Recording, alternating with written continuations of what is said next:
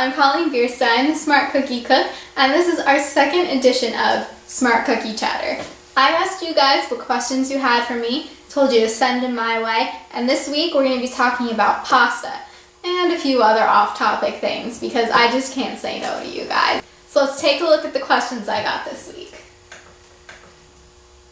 Our first question comes from a very hungry 22-year-old. I'm guessing they wish to remain anonymous. They ask, can you ship any of these tasty treats you make within the northeastern U.S., more specifically York, Pennsylvania? Hungry 22-year-old. I think I know who you are. Carol Ann Bierstein, my sister. Yeah, you're not very sly. She thinks she's being all smart using a fake name, but I know it's my sister. No, I will not send you my treats, Carol Ann. You should just come up here and visit your lovely sister and get some in person. That would be much better. Although, if there was money involved, I might be willing to send you some. Anyways, on to our next question, which is from Rhonda. Rhonda asks me, do you or would you ever cook your pasta in the microwave rather than boiling it on the stovetop? Have you ever tried one of the microwave pasta cookers? Actually, I'd never heard of such a thing until your comment, actually.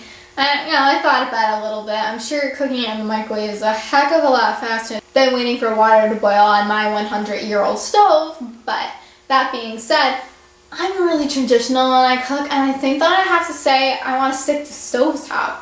The microwave does things to food that just doesn't happen when you cook it in its natural way, whether it be on the stove or in the oven. It's just not the same. Like Easy Mac, for example, that pasta's funny. That ain't the same as pasta you cook on the stove. I mean, maybe I have to try one to know for sure, but for now, I'm sticking with stovetop.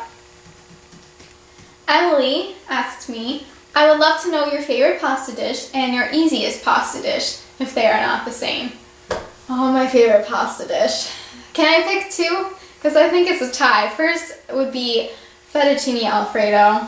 I cannot get enough of the stuff. Every time I go to Olive Garden, I gotta get some. I love making it homemade myself. In fact, later in this week, I'm going to have a roasted garlic alfredo recipe for you guys that is out of this world delicious. I don't know what it is about that stuff, but that creamy Parmesan sauce on pasta gets me every time. Now, my second favorite is basically any kind of mac and cheese. I think the best I've had thus far has been my 3-cheese wagon meals. That was the first time I ever made mac and cheese without using a recipe. I just, put it together myself, and it turned out to be the best I'd ever had. I was completely satisfied with it. There's cheddar cheese, Munster, and Parmesan in it, and I gotta tell you, it's the perfect flavor combination in my opinion, and the sauce has the perfect, thick, yet creamy texture. Plus, it's kicked up with hot sauce and shallots, and you gotta try it. If you're looking for a good mac and cheese, it's a must make. Now, as far as my easiest pasta dish goes, I would have to say my brown butter sage sauce. Now, that sounds so fancy and complicated, but it's actually like the simplest sauce in the world to make. You brown some butter, you add some sage in and other good seasonings like garlic and whatnot, and before you know it, you have this incredible sauce with deep flavor. Comes together in no time. You throw it over some pasta, and it seems like this fancy, elegant dish, but really it wasn't complicated to make at all. That's what's beautiful about it. So Chris asked me, what would be a good way to make a pasta dish healthy but not boring? Well, first of all, I've said this before, I'll say it again, you gotta have either whole wheat or multigrain pasta. It automatically kicks up the level of nutrition in that dish, skyrockets it. You're adding protein, fiber, all that good stuff, and you're getting tons of it just from a little bit of pasta. So it definitely helps take some of that guilt away from eating pasta in the first place. Now also, you'd want to stay away from creamy based sauces. Those are always richer, have more fat. But if you're a cheese lover, you can still have cheese in your pasta without it being unhealthy. Use cheeses like grated Romano or grated Parmesan that have a lot of flavor with not a lot of the actual cheese and are actually more on the low calorie side compared to other cheeses. It's also important to use things that have a whole lot of flavor and not a lot of calories. Garlic, for example, hello. And onions, of course, are a must. Things like that keep your dish from being far from boring, but still being good for you. And something I almost always add into pasta sauces is red hot pepper flakes they automatically just kick up your dish, give it the spicy heat, so it's not even the least bit boring. But you're not adding like any calories or fat or anything else like that. Also, adding veggies automatically takes away guilt factor, and you're getting some vitamins and fiber and stuff in there, and it bulks up the pasta dish so you don't need as much actual pasta because you're getting filled up on the veggies as well. So our last question for this week comes from Anja. She says, have you ever made German pretzels?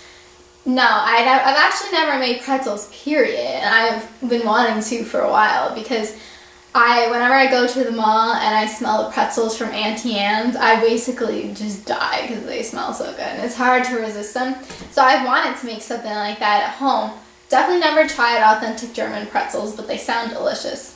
And then Anja goes on to say, the dough is easy to make. To get them in the right form is a bit trickier, but when you practice long enough, it works. I would definitely believe that. Practice makes perfect, right? But then she says, I can't find the right ingredients for the glaze you put on before baking because it's a chemical solution. Any thoughts?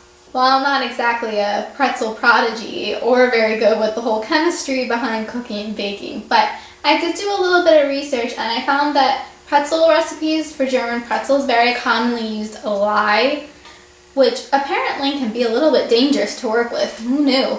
I mean, you would think that something so dangerous to work with couldn't be put on food and then eaten, but again, this whole chemistry thing's way over my head. But that seems to be a good way to go if you're looking to get that crisp outer outside with a tender inside. I've also seen a similar glaze in which baking soda is dissolved in water, much like the lye gets dissolved into water. Since I've never made them, I can't say from experience which works better. Definitely an interesting question, and if you figure it out, let me know because I'd be curious to know the answer too. Now that is all the questions I have for this week, and I would love to get some more from you for next week. Feel free to ask away. No question is off limits. Whatever you're curious about, let me hear it, and I'll be more than happy to answer it for you in next week's Smart Cookie Chatter edition. So the next time you've got a question that's weighing on your mind, go ask the Smart Cookie Cook herself.